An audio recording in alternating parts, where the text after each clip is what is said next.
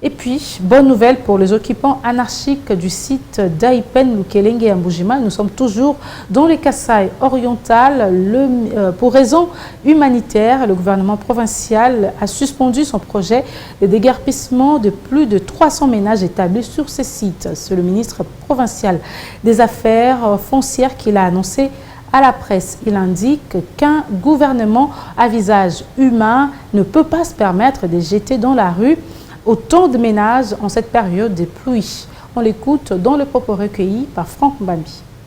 Si ces occupants continuent d'occuper ce site jusqu'ici, c'est pas que nous avons baissé la garde, c'est pas qu'ils ont raison de l'occuper, c'est plutôt pour des raisons humanitaires que nous avons accepté qu'ils restent là jusqu'aujourd'hui.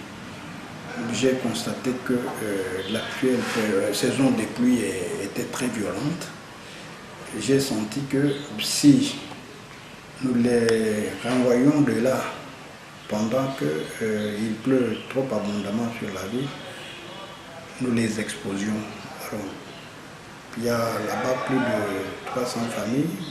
Dans ces ménages, vous avez des femmes, vous avez des enfants. On les exposait.